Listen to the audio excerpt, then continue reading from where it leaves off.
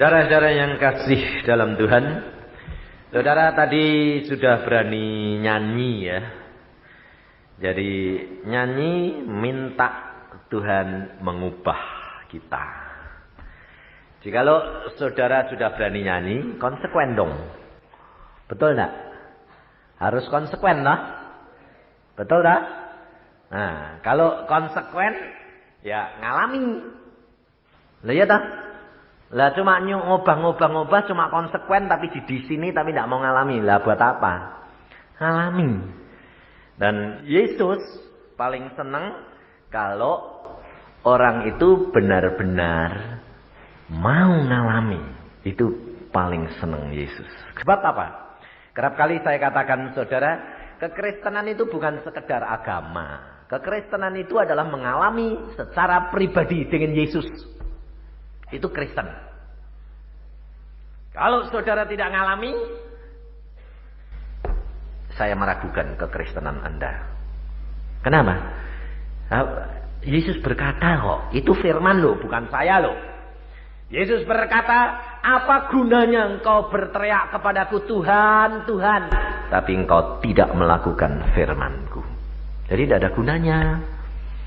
Jangan saudara kira, wah, pokoknya kalau aku sudah manggil nama Yesus, sip, siapa bilang. Makanya Yusuf Roni berkata begini pada waktu retreat sama saya di Selat Bintana. Kalau seorang biasa, dia bilang, bisa masuk surga, malaikatnya itu sorak-sorak. Seluruh isi surga toh. Tetapi kalau pendeta yang masuk surga, soraknya itu 7 kali lipat. Loh, lalu ada yang tanya, ya pantes toh Pak, wong pendeta kok kan kerjanya keras. Jadi supaya bilang, enggak soalnya karena kerjanya keras, karena pendeta itu susah masuk surga. Jadi kalau bisa masuk, tepuknya itu 7 kali. Kenapa? Luar biasa. Lalu saya ngomong gini, saya di belakang, saya bilang, amin. Untung aku enggak pendeta. Aku bilang. Lalu dia bilang, ajar. Kamu pendeta loh, saya bilang. Ya, saya penginjil loh. Sebab apa saudara? Sebab seorang pendeta, itu dia memberitakan firman, dia harus dituntut. Betul enggak? Sebab berani ngomong, kalau tidak mengalami risikonya, ada setan yang ngawasi terus. Loh, saudara ini tahu enggak? Saudara ini sadar enggak? Kalau ada setan terus buntuti kamu.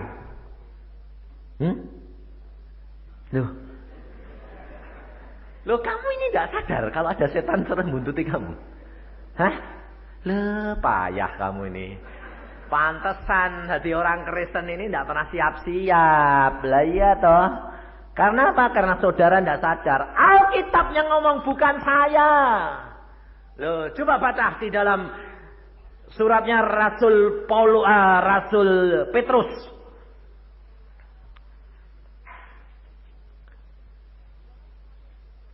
Di dalam 1 Petrus pasal yang kelima, ayat yang ke-6, 7 dan 8. Coba ini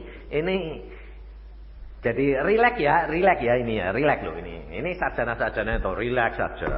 Sebabnya terlalu tegang nanti ini sudah terlalu tegang, sarjana-sarjana itu otaknya paling banyak dipakai. Jadi relax ini. Jadi saya kalau persekutuan sama sarjana-sarjana relax saja. Di dalam 1 Petrus pasal 5 ayat 6. Karena itu rendahkanlah dirimu di bawah tangan Tuhan yang kuat, supaya kamu ditinggikan pada waktunya.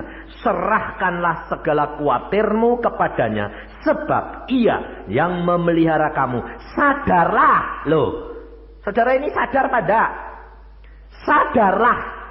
Dan berjaga-jagalah. Lawanmu si iblis berjalan keliling Anda. Loh, keliling? Sama seperti singa yang mengaum-ngaum dan mencari orang yang dapat Loh, ditelannya. Kamu tahu nggak kalau kamu ini diawasi terus. Diawasi, awas, mbok keluar ya dari jalannya Tuhan. Plok. Nah, jadi saudara itu tahu bahwa kamu ini diawasi terus? Nggak tahu dah? Tahu. Kalau tahu mestinya nggak senang berbuat dosa dah. Betul nggak? Loh, tapi kenyataan saudara ini seneng nggak? Setiap hari berbuat dosa apa enggak? Siapa yang berani bilang enggak? Ayo ngawur ya dah. Paling enggak dosa enggak, matane dosa enggak? Hah? Pikirannya dosa enggak?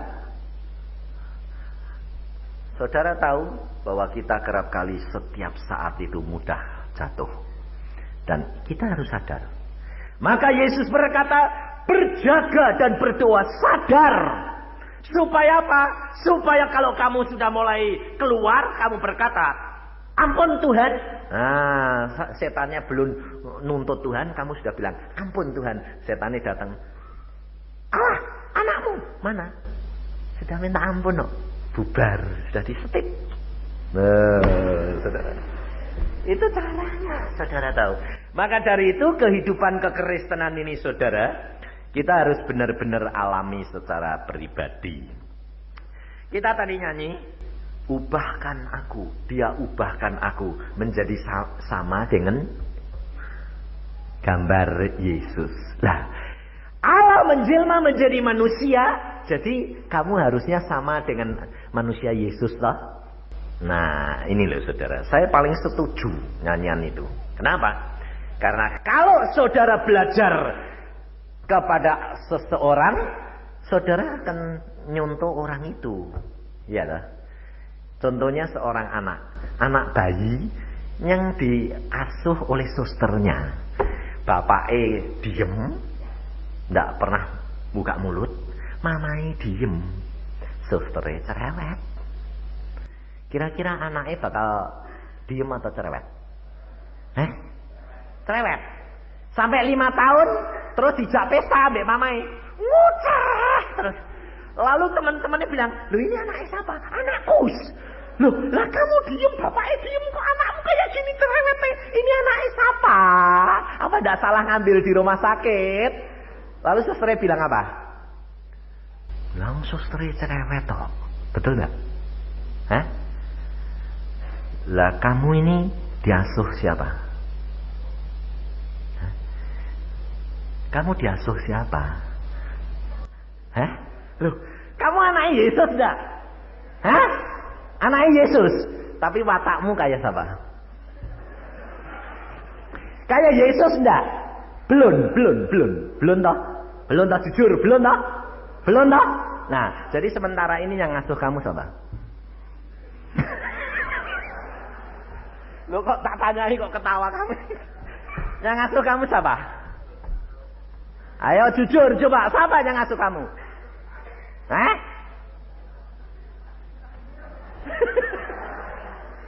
Saudara tahu? Yang ngasuh kamu ini adalah hikmat duniawi. Betul enggak?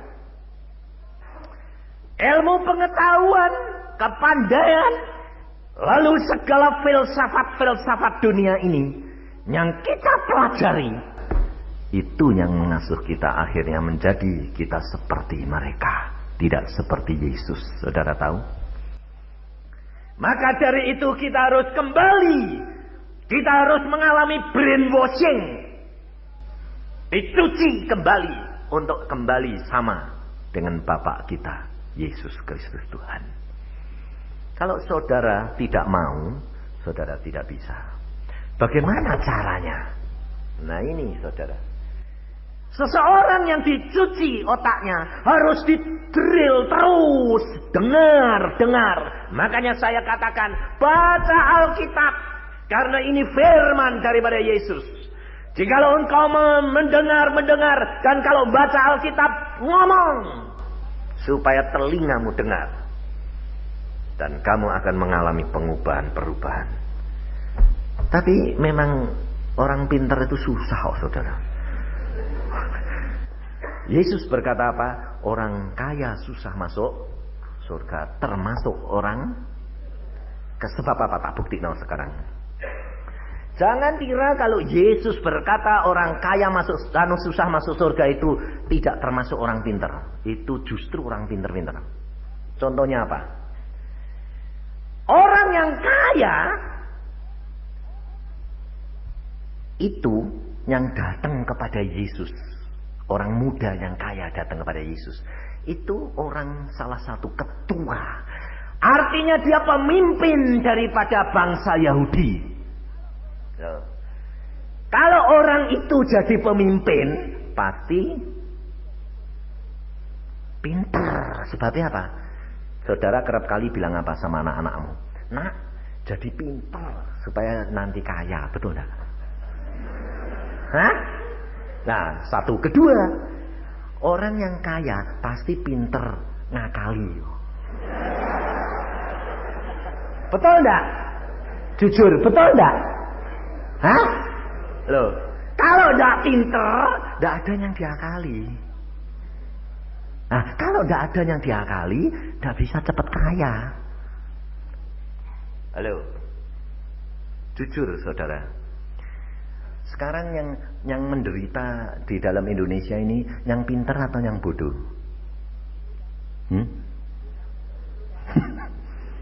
Yang bodoh tak? Nah, coba gaji pemerintah itu, gaji menteri, gaji anu itu berapa toh? Tapi kok bisa kaya? Lah, dia iso jadi menteri kok karena pintar. Loh, betul lah.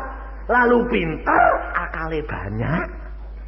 Lalu liku-likune ya banyak. Lah, termasuk kamu toh? Loh, betul enggak?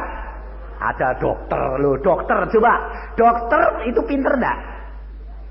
Nah, kalau dia umpamanya terlalu polos, lalu dia bilang, aku ini pinter tapi kong sudah jadi Kristen, jadi polos. Kamu punya duit berapa? Bayaran sak sukamu. Kira-kira bakal dokter ini bakal keri. Loh, dokternya ya tak mau. Yesus berkata apa? Hendaklah engkau cerdik seperti ular, tetapi tulus hati loh. Jadi jangan lalu kamu sudah jadi dokter, sudah jadi dokter, sudah Kristen, lalu nggak cerdik. Waduh, kiri, miskin. Kenapa? Yesus sudah berkata, aku datang memberikan hidup berkelimpahan. Kalau kelimpahan itu kaya enggak? Kaya, jadi harus pintar. Kalau enggak pintar, miskin kowe, payah. Loh, saudara tahu, makanya itu Yesus berkata apa? Orang kaya susah masuk surga, termasuk orang pintar. Karena orang pintar itu selalu dikuasai oleh akalnya, saudara tahu. Maka dari itu kita harus berubah. Kita harus pakai kepandaian ini, tetapi tulus di hadapan hadirat Allah. Ini loh, saudara. Dan kita harus belajar seperti kesaksian tadi, coba saudara perhatiin. Seandainya dia tadi sudah pengalaman melayani, tidak bakal langsung orangnya sembuh. Percaya enggak? Sebab apa? Dia bilang, oh biasa loh, yang melakukan itu kamu apa Tuhan? Karena apa? Karena kita sudah pinter, lalu oh biasa loh, mencuri kemuliaan Allah. Malah Allah tak mau melihatkan mujizatnya. Tapi karena dia merasa, Tuhan aku tidak punya apa-apa, ini nanti piye Tuhan? Loh, justru Alkitab digenapi. Saudara tahu. Makanya Petrus berkata apa? Rendahkanlah hatimu. Jangan rendah diri. Rendah diri ku sombong. Rendah hati yang Yesus berkata. Karena Yesus berkata apa? Di dalam Matius 11.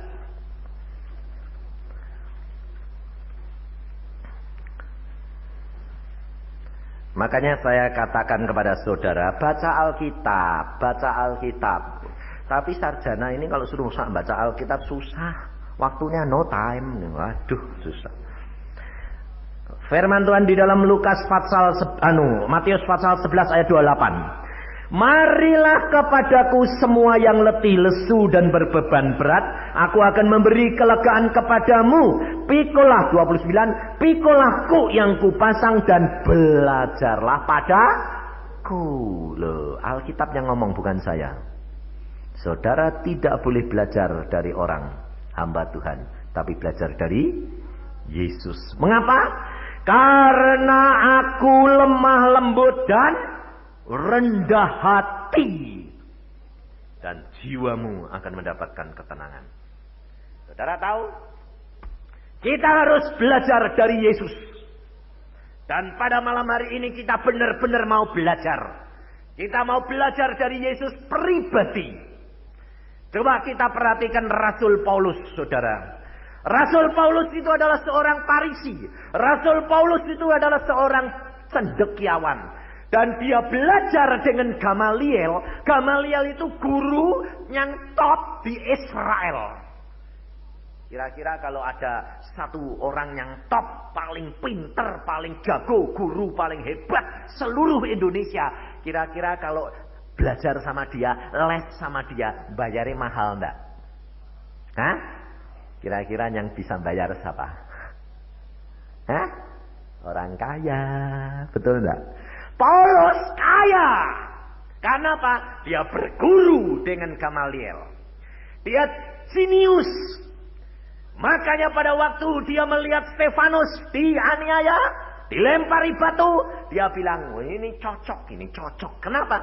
Karena pengikut Yesus tidak sama dengan Taurat. Mengapa? Karena Paulus belajar Alkitab menurut filsafat dan menurut akalnya manusia. Maka pada waktu Yesus sudah ada di dalam dunia, Paulus sudah ada. Dan dia tidak bisa percaya kepada Yesus. Tapi mengapa? Setelah dia mau membunuh orang Kristen ke Damsik, dia diubahkan Yesus. Karena apa? Ketemu Yesus. Saudara tahu? Setelah dia ketemu Yesus, setelah dia mendengar suaranya, baru dia berkata, siapa engkau Tuhan? Aku Yesus yang engkau aniaya. Dan pada waktu dia kena sinar, matanya menjadi buta, dan dia masuk ke dalam kota, dan dia berdoa puasa 3 hari 3 malam tidak makan dan tidak minum. Seorang hamba Tuhan Ananias datang kepada dia, saudaraku Saulus, melihatlah karena engkau dapat anugerah bertemu dengan dia yang diurapi. Pada saat seperti itu, gugur selaput matanya dan dia dapat melihat. Saat itu dia diubahkan menjadi saksi Yesus. Saudara tahu, kehidupan kekristenan harus mengalami secara pribadi dengan Yesus. Kalau saudara dan saya tidak menjadi pelaku firman, kalau saudara tidak mau membaca firman dan melakukan setiap hari dengan pimpinan daripada Roh Kudus, engkau tidak akan dapat menjadi murid Yesus. Banyak orang Kristen kecewa menjadi murid Yesus, jenuh, pergi ke persekutuan, pulang ya gini, pergi ya gini. Kok gini-gini terus sih? Bosen. Tetapi kerap kali yang datang siapa? Kalau nanti persoalannya itu berat, sakit sudah, dokter bilang angkat tangan, lalu sudah itu siapa? Hanya Tuhan yang bisa. Oh, pasti getol pergi persekutuan.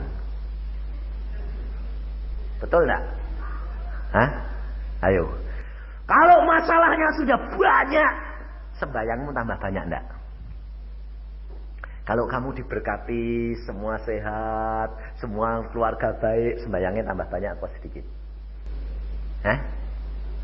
Loh, lah padahal kamu ikut Yesus bilang gini, Tuhan berkati. Tuhan bilang, oh anakku tak kasih, kasihan berkat.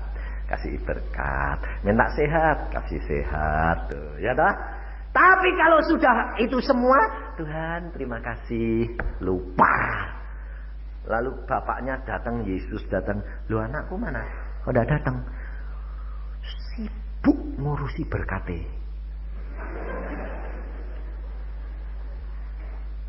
Ada seorang perempuan jatuh cinta sama laki-laki. Laki-lakinya kaya. Asal perempuan ini bilang, aku kepingin beli ini. Oh, tidak apa-apa, nyah. Beli ini, nyah. Akhirnya dikasih cek kosong yang sudah ditandatangani, tinggal ngisi sendiri sak gepok. Lalu laki-lakinya sewaktu-waktu datang, mana sih dia? Ke toko, Pak. Ngapain? Cari barang. Oh, sedang cari, ya sudah, balik lagi. Mana dia? Belum pulang. Datang lagi, mana dia? Sibuk di sini, Pak. Kenapa? Lah ceknya belum habis kok. Dia datang berkali-kali nyari, tidak pernah ketemu. Kalau ceknya habis, dia di rumah karena mau minta lagi. Kira-kira bakal dikasih lagi enggak? Hah? Kamu tahu kalau kamu bakal enggak dikasih lagi sama Yesus? Saudara dan saya siapa? Calon pengantin perempuan Yesus. Jadi belum kawin toh? Pacari toh? Nah, tiap kali Yesus datang minta apa? Berkat.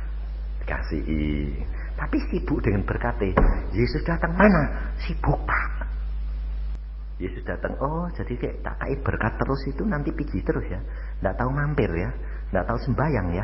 Wah, serasa dikasih berkat. Nah, lalu Tuhan, kalau nggak tak kasih berkat, kue malah ngotot gini. Wah, baik malahan. Tak kasih pas-pasan. Akhirnya saudara dapetnya pas-pasan terus enggak? Lah, kalau pas habis kan nodong lagi toh. Nah ya, Tuhan bilang, oh ya apik pas-pasan kalau gitu. Padahal Alkitab berkata dia datang untuk memberikan saudara dan saya hidup berkelimpahan. Tapi perhatiin, jangan dibalik urutan dan letaknya.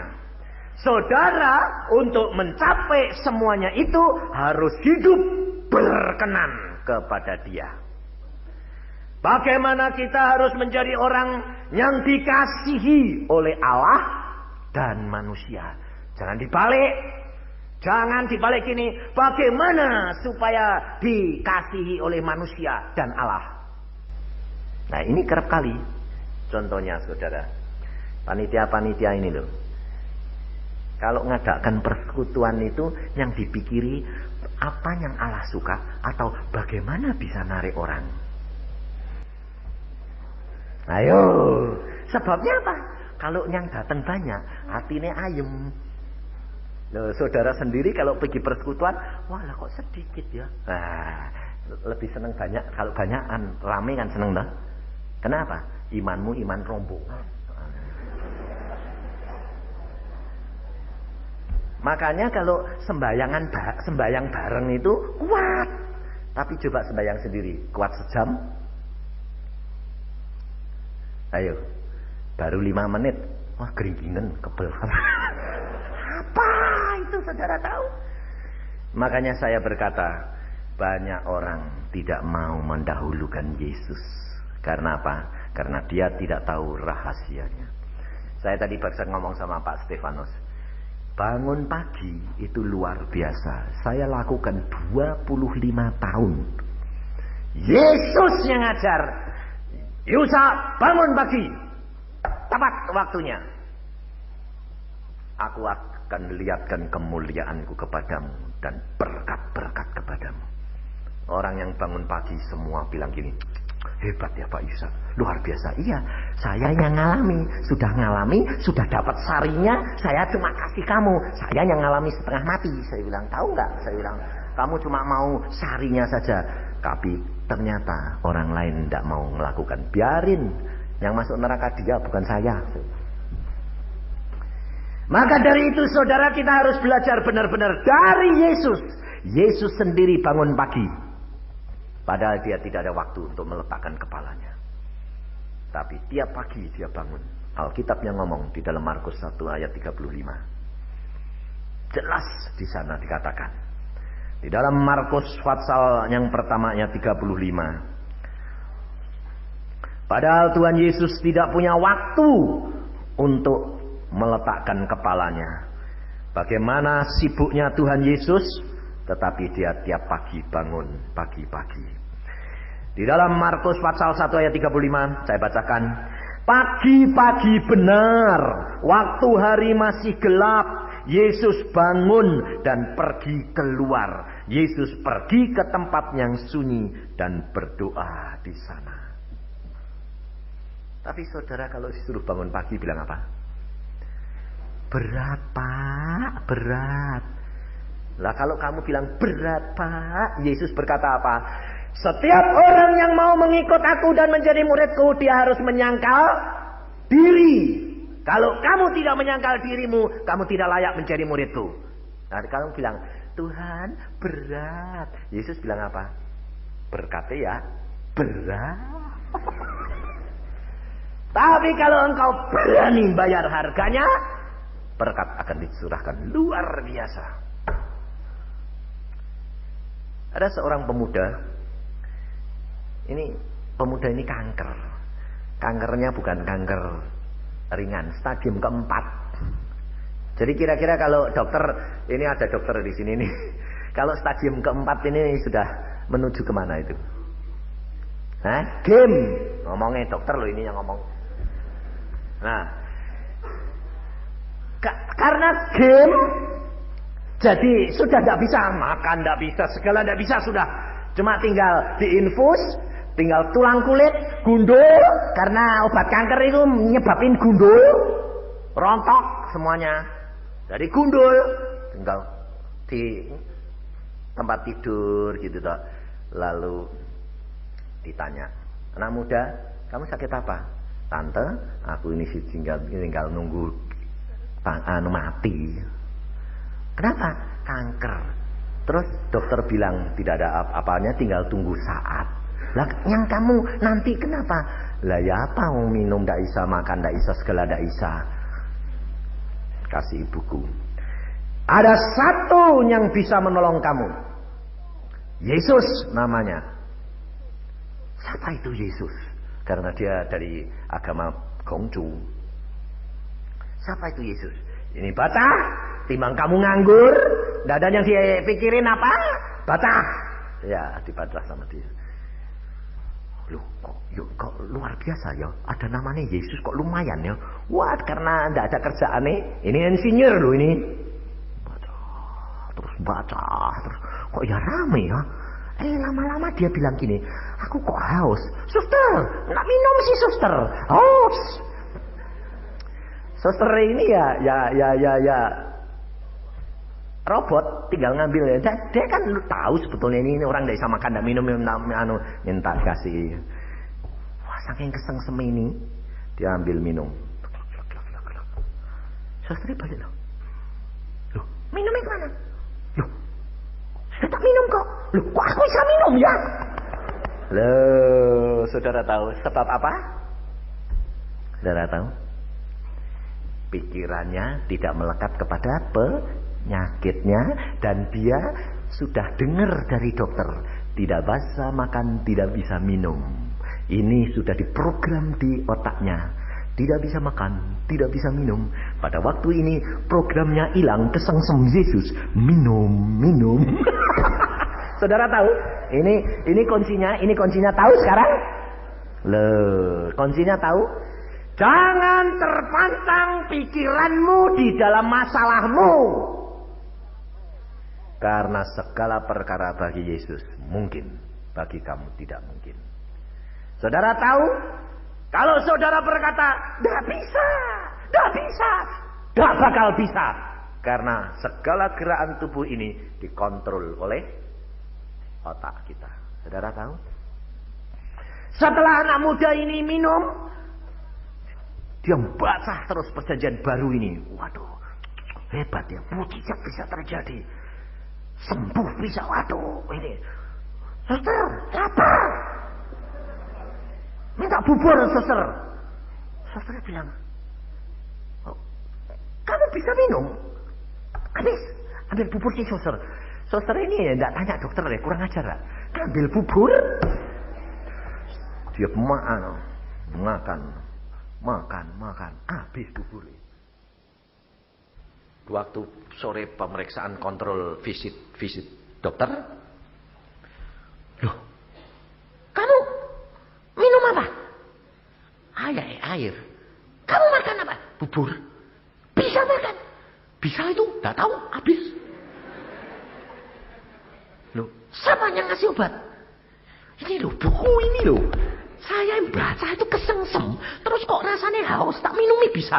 Minum makan, bisa. Saudara tahu dokternya geleng-geleng. Dia bilang, wah ini mujizat ini. Ya sudah kalau gitu, minum. Baca terus ya, bisa makan, minum, makan. Saudara tahu, sembuh. Saudara tahu, setelah sembuh dia bilang, wah sembuh aku, puji Tuhan. Wah ini buku luar biasa, saudara tahu. Belum dibaptis, tidak menerima penginjilan, baca sendiri. Siapa yang nginjili? Yesus. Saudara tahu. Kehidupan saudara dan saya, letak kuncinya kegagalan dan terpancang kepada masalahmu adalah di sini. Padahal Alkitab sudah berkata, Yesus tidak akan membiarkan kau dicobai lebih dari kekuatanmu. Pada waktunya kamu akan diberikan jalan keluar. Tapi saudara bilang, tak bisa, nonsen, tidak ada jalan. Loh, imanmu iman cengeng kayak gitu. Mana bisa kalau kamu sudah bilang gitu. Saya tadi ketemu seorang pemuda. Pak, saya ini lemah pak. Perut saya ini sakit-sakitan. Saya tidak bisa kerja keras, tidak bisa mikir, lemah. Bangun pagi, sembahyang, baca Alkitab. Tidak bisa pak. Loh, kalau imanmu tidak bisa, sampai mati pun tidak bisa. Saya bilang. Sudah sana, pergi, percuma saya ngomong sama kamu. Program di sini sudah bilang, tidak bisa. Saudara tahu, saya tidak mau, saya bilang. Kalau kamu mau, sangkal diri, lakukan. Saya jamin, Alkitab ya dan amin, saya bilang.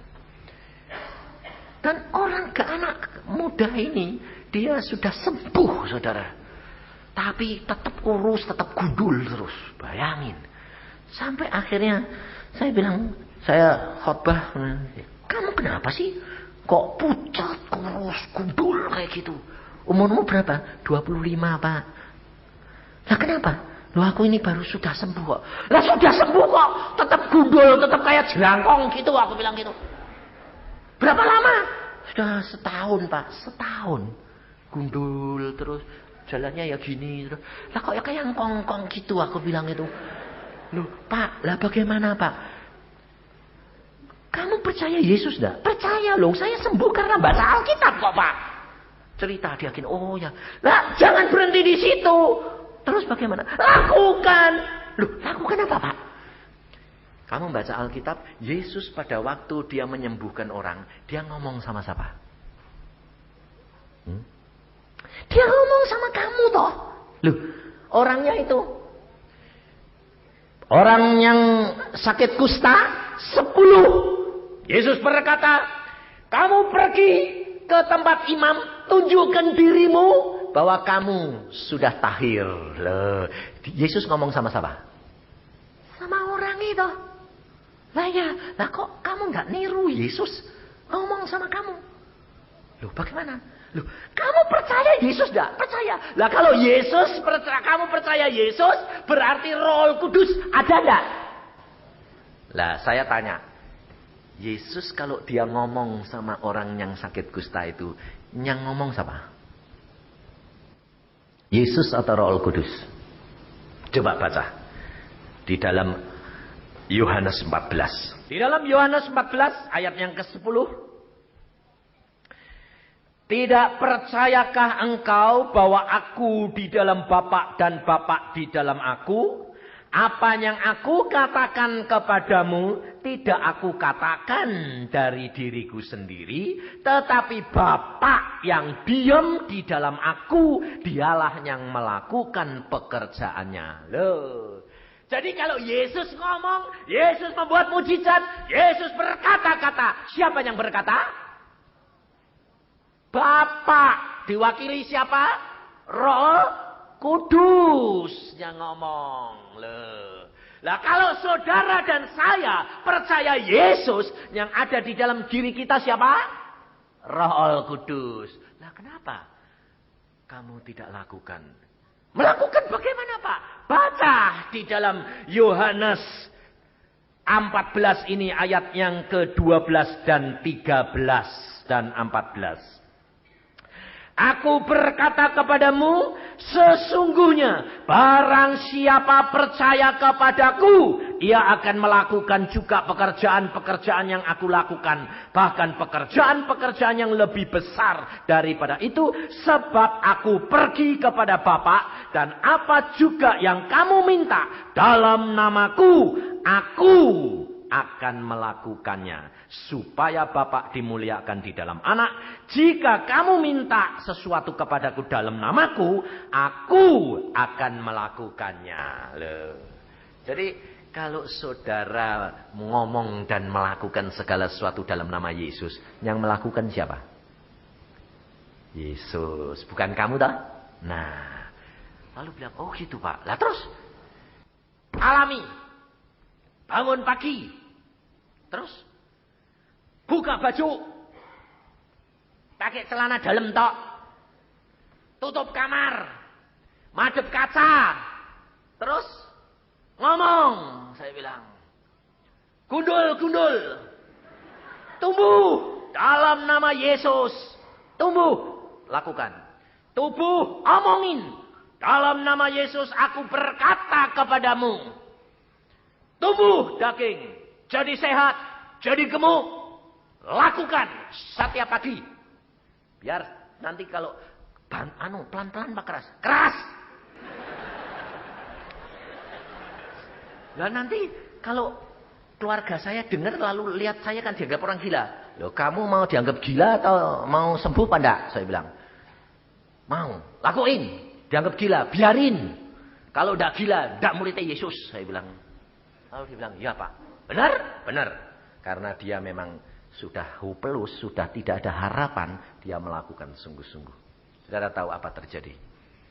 Dalam waktu 3 bulan, bukan gundul lagi.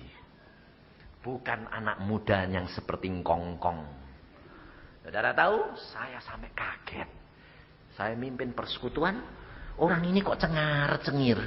Nah, saya jadi bingung ini, cagi, capek. Ini anak muda kurang ajar. Aku khotbah dia. Ini tak pikir-pikir. Ini nanti bar khotbah tak panggil. Ini kurang ajar. Dia itu cengar-cengir ini. Lah kan kayak ngejek loh. Lah aku ini khotbah bejengkel lah. Selesai khotbah. Sini kamu. Saya bilang. Tak panggil ini anak muda. Sini kamu. Saya bilang. Kenapa kamu cengar-cengir? Terus dia bilang gini. Om lupa saya toh. Aku lupa kamu. Ini si gundul dulu tuh loh. Kamu tuh gundul dulu. Iya. Lah kenapa kamu cengar-cengir? Karena saya mengaminkan apa yang Om katakan. Amin. Amin. Tapi ketawa-ketawa. Lah kok kayak ngejek. Saking senengnya kok Om. Saudara tahu. Gemuk. Rambutnya bagus. Ganteng. Saya bilang, kamu 3 bulan bisa jadi gini. Waduh. Pakai obat apa kamu? Lah Om yang ngajari toh. Yesus ngomong gundul setiap hari Om nih. Dan benar Om, tumbuh semuanya. Dia sekarang punya pacar, dikenalin saya.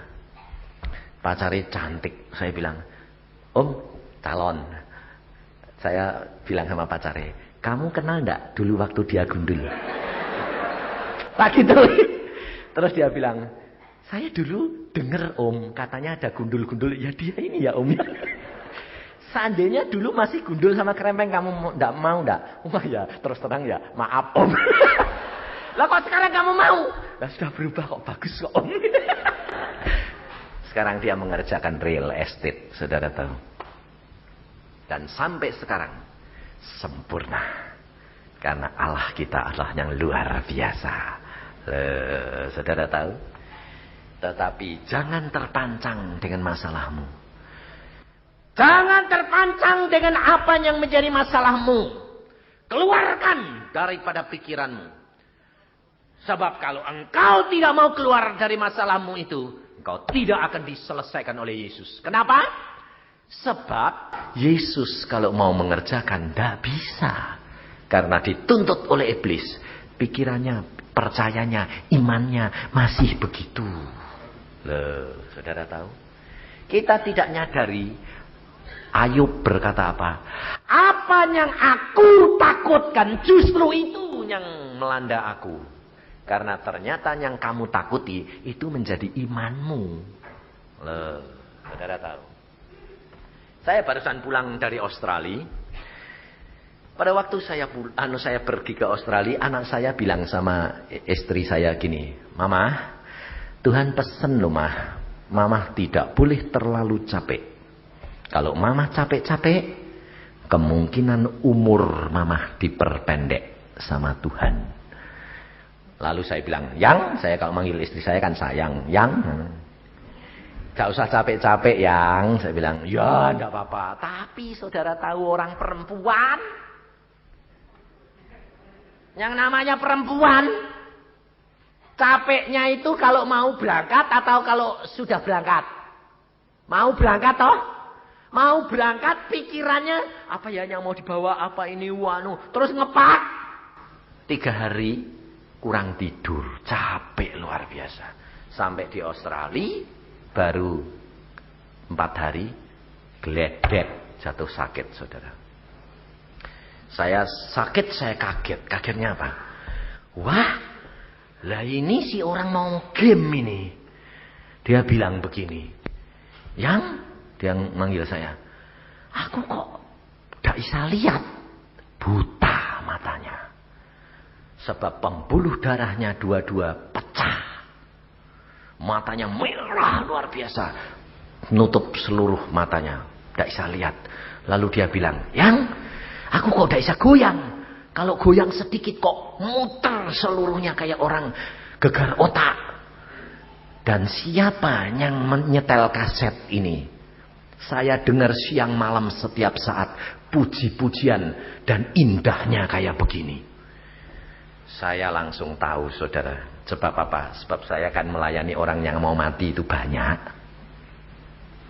Adik saya tidur di rumah adik saya bilang, nyenggol saya, Kak, Taci si ini si mau berangkat. Saya bilang, memang, tinggal gelek saja. Saya bilang, coba itu orang yang kamu kasih, coba saya mau lihat kamu. Bisa ketawa apa nangis? Ayo, saya tidak nangis. Saya bilang gini, Yang, kamu ini sudah di ambang pintu surga. Kamu dengar puji-pujian terus toh? Ya. Kamu ini sudah di ambang pintu surga. Pantesan tubuhku ini kok ringan. Naik turun gini. Lah itu malaikat-malaikat datang. Ya. Tenang, tutup mata, ucapkan syukur. Kalau sudah waktunya pulang. Saya akan berdoa buat kamu. Saya terima interokal dari anak saya perempuan di negeri Belanda. Dia berkata, Papa, ada apa dengan Mama? Ada apa nih? Aku mendapat penglihatan malam ini. Aku melihat Mama sudah menginjak ambang pintu surga. Tinggal setengah langkah. Dan dia menoleh kepada saya. Saya berkata, memang ibumu mau berangkat. Hah? Tutup, berdoa. Nanti kalau Tuhan sudah saya berdoa dijawab, aku akan entrokal kamu. Berdoa. Anak saya yang di Bandung juga saya entrokal. Berdoa. Waktu itu saya berdoa, Tuhan, Engkau lihat istriku mau berangkat. Apa Tuhan yang aku harus lakukan? Roh Kudus berbicara jelas sekali. Yusa, cepat minta kepada bapakmu. Bapak sudah siap untuk mendengar permohonanmu dan mengabulkan. Kira-kira kalau saudara dengar suara begitu, yang kamu minta apa? Pasti minta sembuh dah. Iya dah. Itu mementingkan diri sendiri apa enggak? Iya, makanya itu. Pada waktu itu saya tidak minta itu. Saya tanya lagi Roh Kudus. Karena Roh Kudus membimbing kita. Di dalam Alkitab dikatakan Roh Kudus akan tinggal di dalam kamu. Dia akan menuntun kamu dan memberitahukan kepada dan menuntun kamu ke jalan yang benar, ke seluruh kebenaran. Saya berdoa, Tuhan Roh Kudus, aku harus minta apa ini? Minta untuk menyelesaikan tugasmu di Australia. Kurang 3 minggu. Saya langsung berdoa, Tuhan, aku hanya minta satu perkara. Lupa kalau istrinya ini mau mati. Saya berkata, Tuhan, aku minta satu perkara. Perkenankan aku menyelesaikan tugasku di Australia. Tuhan berkata, berbahagialah engkau hambaku. Aku akan berkati pelayananmu. Lakukan dan selesaikan. Saya bilang, amin Tuhan. Setelah itu saya melek. Oh iyalah, istriku piye? Lah kok sembayangnya tadi kok lupa. Saya bilang, loh lah terus istriku piye Tuhan ini? Sampai istri saya itu ngomong gini. Yang kamu coba telepon Garuda yang. Kalau nanti aku mati ini bisa gampang dikirim ke Indonesia ndak? Loh kenapa dikubur sini kamu ndak mau? Ah bawa pulang Jayang. Saya telepon, Pak, kalau ada yang mati ini dikirim bagaimana Pak? Oh gampang Pak. Semua disiapkan dari sini, semua diberesin. Terus kemudian nanti diawetkan, dikirim. Loh, terus di pesawatnya di mana? Oh ya di kargo. Hah? Di tempat barang Pak. Saya bilang, yang di kargo. Hah? Jadi aku yang mati tidak bisa campur mbek kowe. Tidak bisa wis jadi di kargo lah. Aku mau suruh di barang ya tidak bisa dong. Aku bilang, waduh di kargo. Terus kamu tanya Tuhan dong yang, ayo sembahyang. Saya bilang, Tuhan, istriku ini tidak mau di kargo. Ini terus bagaimana Tuhan? Saudara tahu apa jawab Yesus? Yusa, masakan aku sudah mengizinkan kamu melayani aku 3 minggu lagi. Masakan engkau yang sudah mendahulukan pekerjaanku dan aku tidak memperhatikan engkau. Kalau istrimu mati, kan menjadi gangguan buat kamu. Ndak kamu urusi dicap orang gila, diurusi pelayanan terganggu, kamu bawa pulang, ndak selesai. Aku tidak akan membiarkan iblis menghambat pelayananmu. Terus sembuh anak istrimu. Wah, puji Tuhan.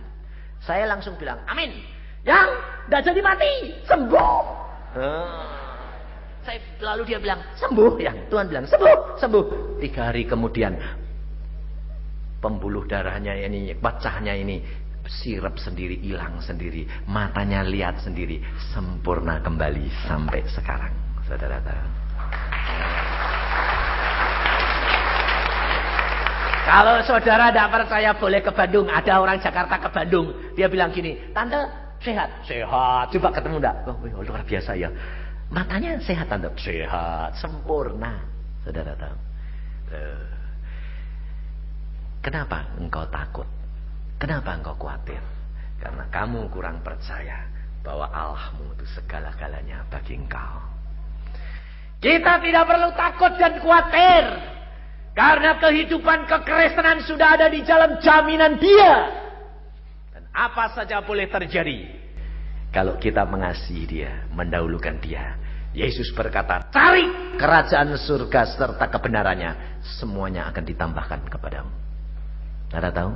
Tapi yang saudara pikir kenapa? Tambahan nih. Iya toh? Ayo terus terang. Yang mbok pikirin tambahannya atau nyenengkan Yesus tambahannya toh? Iya persis itu loh saudara ini. Zaman sekarang kan BCA, Lipo Group, bikin anu toh. 10.000 150 juta. Ayo, saudara nabung turut nabung ndak? Nabung toh? Sing mbok arep apa? 150 juta nih loh. Lah motivasimu itu loh sudah ndak bener. Loh. Tapi kalau motivasi saudara, aku nabung karena uang cuma sedikit, kalau ndak ditabung ya nanti cepet habis, pasoke. Itu ndak apa-apa. Tapi motivasinya pindahin ngene Lipo Group, pindahin ngene BCA, lumayan 150, ndak bakal dapet. Sebabnya apa? Motivasimu itu tamak, serakah. Embele-embele dulu sing diurusin. Yesus berkata, cari dulu kerajaan surga serta kebenarannya. Semuanya akan ditambahkan kepadamu. Saudara tahu? Ini saya alami. Saya tidak ngimani supaya istri saya mati. Tidak. Tapi saya percaya Allahku melakukan yang terbaik buat aku. Kalau Tuhan berkata, pulang, kamu mau bilang apa? Kamu bilang, jangan Tuhan, pulang. Mau apa kamu? Coba, bisa? Ngawur aja orang. Bilang, kan kita boleh minta. Boleh minta. Tapi keputusan dan kekuatan, kekuasaan di dalam tangan Tuhan. Maka dari itu saudara tidak perlu takut dan khawatir. Satu rahasianya, belajar dari Yesus pribadi. Buka di dalam Filipi pasal yang kedua. Katakan kepada saudara, saudara baca Filipi pasal 2, renungkan, alami, dan lakukan. Saya jamin, engkau akan mengalami apa yang Yesus berkata tadi. Barang siapa percaya kepadaku, ia akan melakukan perkara-perkara yang aku lakukan. Barang siapa termasuk saudara dan saya. Saya tidak mau saudara nanti kalau minta didoakan supaya saya numangi satu-satu. Nanti kalau kamu mendapatkan kelepasan, kalau kamu mendapatkan kesembuhan, kamu bilang apa? Waduh, disembayang ke Yusa, saya bisa digantung Tuhan, tahu ndak? Tapi kalau engkau sembahyang sendiri, tumpangkan tangan sendiri, lakukan sendiri. Sebab Alkitab berkata, barang siapa, termasuk saudara dan saya, asal satu perkara, belajar seperti di Filipi 2 ini. Saya bacakan. Di dalam Filipi 2 ayat pertama sampai 11. Renungkan, alami, praktekkan. Jadi karena dalam Kristus ada nasihat, ada penghiburan kasih, ada persekutuan roh, ada kasih mesra dan belas kasihan.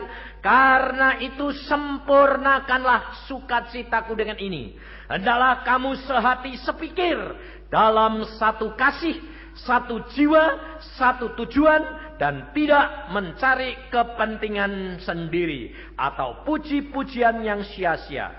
Sebaliknya, hendaklah dengan rendah hati yang seorang menganggap yang lain lebih utama daripada dirinya sendiri. Dan janganlah tiap-tiap orang hanya memperhatikan kepentingannya sendiri, tetapi kepentingan orang lain juga. Hendaklah kamu dalam hidupmu bersama menaruh pikiran dan perasaan yang terdapat juga dalam Kristus Yesus, yang walaupun dalam rupa Allah, tidak menganggap kesetaraan dengan Allah itu sebagai milik yang harus dipertahankan. Melainkan telah mengosongkan dirinya sendiri dan mengambil rupa seorang hamba dan menjadi sama dengan manusia. Dan dalam keadaan sebagai manusia, ia telah merendahkan dirinya dan taat sampai mati. Bahkan sampai mati di kayu salib.